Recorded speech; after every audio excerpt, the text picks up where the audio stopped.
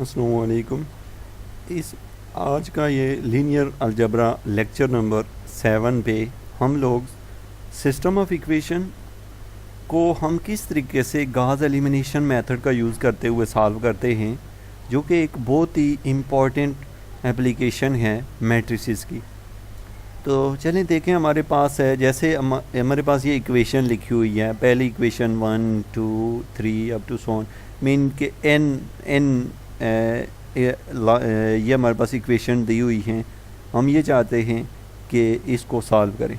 उससे पहले कि हम लीनियर सिस्टम और कोफिशिएंट, यहाँ पे बात हुई है लीनियर सिस्टम और यहाँ के कोफिशिएंट मैट्रिक्स। कोफिशिएंट ये होता है कि ये जैसे x1 के साथ a11 इसका कोफिशिएंट है, xn के साथ a1n, ये जो सारे कोफिशिएंट हैं इनको एक साथ एक मैट्रिक्स में लिखा जाए तो वो जो मैट्रिक्स बनता है उसको हम कोफिशिएंट मैट्रिक्स कहते हैं।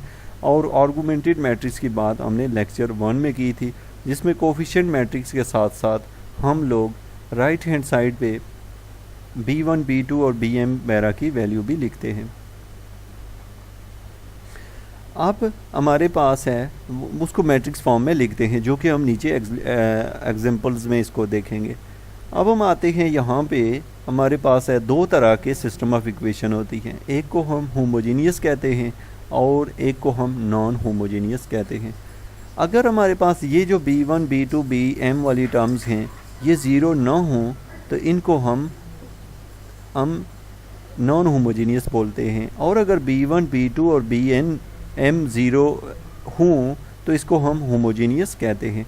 अभी आप देख रहे हैं सॉल्यूशन क्या है। मैट्रिक्स में सॉल्यूशन से क्या मुराद लिया जाता है, और सॉल्यूशन वेक्टर जो होता है, वेक्टर से आप वेल फेमिलियर हैं कि हम मैट्रिक्स के अंदर मल्टी वेक्टर की जब बात करते हैं तो इसका मतलब होता है कि या तो वो कोई सिंगल रो है या एक कॉलम है। अब यहाँ पे सॉल्यूशन जो होता है, सॉल्यूशन मीन जब हम हल करते हैं मैट्रिक्स को और मैट्रिक्स के अंदर मौजूद जो अननोन्स होते हैं, अननोन का जो रिज़ल्ट आता है, जैसे यहाँ x जो है ये एक वेक्टर है और इसमें x1 x2 up to xn तक वैल्यू दी हुई है। हमने इसको सॉल्व करना है, तो इसके लिए जो हम प्रोसेस करेंगे उसको सिंप्लीफाई करने के लिए मैट्रिक्स प्रोसेस करेंगे और जो हमें रिज़ल्ट मिलेंगे वो इसका सॉल्यूशन होगा। यहाँ पे आप लोग देखें तो ट्रिवियल सॉल्यूशन मीन कि आपके पास अगर सिस्टम होमोजीनियस हो, मतलब ये कि आपका वो जो b वाला मैट्रिक्स है वो 0 0 हो थ्रू आउट, तो इट मीन कि उसका सॉल्यूशन कुछ ना कुछ आता है। वो ये भी हो सकता है x1 x2 up to xn की वैल्यू 0 0 0 भी आ सकती है, तो इसको हम ट्रिवियल सॉल्यूशन कहते हैं। अब हम बात करते हैं, एक जनरल एक मैट्रिक्स लेते हैं, यानी कि matrix form of the linear system, यानी कि लीनियर सिस्टम को मैट्रिक्स फॉर्म में कैसे लिखते हैं।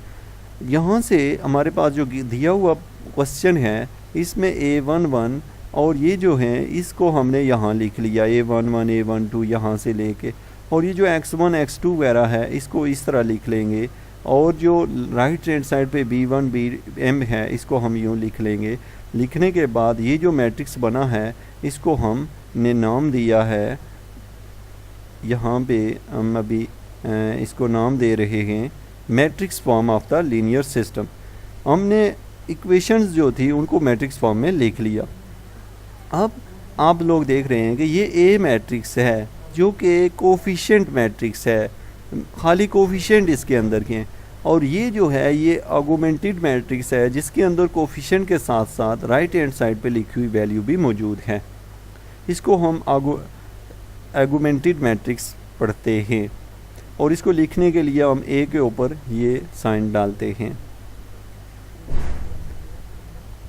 ये जो आपको डैश पड़े हुए ये लाइन एक नज़र आ रही है, ये लाइन इसको हम ओमिटेड, इस लाइन को हम ये जो the dash vertical line could be omitted, इसको हम ओमिट कर सकते हैं। As well as shall do later, इसको हम यहाँ पे इसको मज़ीद ये सिर्फ इन दोनों को यहाँ से हम ये लाइन जो डाली है डिफरेंशिएट कर रही है कि जो लेफ़्ट साइड पे है ये कोफिशिएंट हैं और राइट साइड पे वो जो बी वाला मैट्रिक्स था वो यहाँ पे हमने लिखे हैं। अब हम चेक करते हैं कि geometric interpretations existence and uniqueness of solution. ये बहुत ही मोस्ट इम्पॉर्टेंट है मैट्रिसेस में इसको समझने के लिए कि आप मुख्तलिफ़ तरह के सॉल्यूशन सुनते हैं कि जो आंसर आते हैं एक्स के वो किस किस तरह के पॉसिबल हैं। अब यहाँ पे हम बात करते हैं, हमारे पास है जैसे if m and n are equal we have equation of two unknown. आप देख रहे हैं ये मैट्रिक्स है जिसमें दो इक्वेशनें हैं, दो ही अननोन हैं। अब इसको आप अगर डीपली अगर देखें, यहाँ पे x1 coordinate in x1 x2 plane, the each of the two equation represent a straight line. दोनों जो हैं ये स्ट्रेट लाइन बना रही है और इसको हम लिख रहे हैं x1 and x2 is the solution if and only if the point P with coordinate x1 x2 lies on both lines, hence there are three possible cases। अब आप इसकी अगर बात करें ना, ये दो जो आपको लाइनें दी हुई हैं, दो इक्वेशनें हैं, इनका ग्राफ ड्रा करें। चूँकि ये लीनियर इक्वेशंस हैं तो ज़ाहिर है इनकी जो ग्राफ होगा वो स्ट्रेट लाइन ही होगा। अब ये दोनों लाइनें अगर कहीं पे एक दूसरे को कट कर रही हैं, मिल रही हैं, तो तभी इनका सोल्यूशन पॉसिबल है। अगर ये मिलती ही नहीं है तो सोल्यूशन कैसे आ सकता है।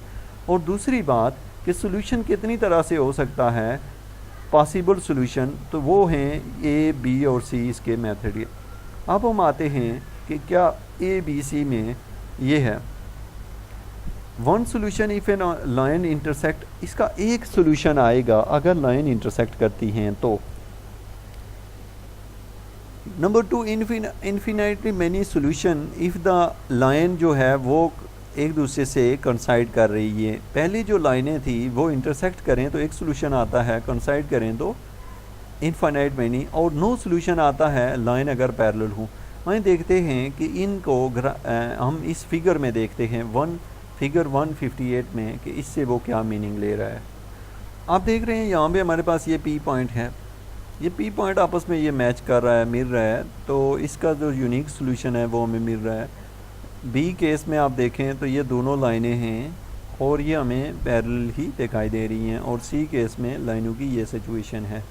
इसमें टू द पॉइंट जो लाइनें हैं वो आप देख रहे हैं x1 + x2 = 1, x1 x2 = 0। अगर इन दोनों लाइनों को ऐड या सब्ट्रैक्ट किया जाए तो लेफ़्ट हैंड साइड जो है वो टोटली जो है कैंसिल हो जाती है, और ये तो दोनों लाइनें हमें सेम ही दिखाई देती हैं। अब आप लोग अगर इसको देखें, जो ए है, ए ये है, बी और सी, यहाँ पे इसको देखें ये फिगर को, तो आपको इसका बहुत अच्छे से पता चल जाएगा। जैसे देखें यहाँ पे एक प्लेन ये है, एक ये है और ये तीन प्लेन हैं, और ये तीनों प्लेन जो हैं वो एक पॉइंट पे मिल रहे हैं।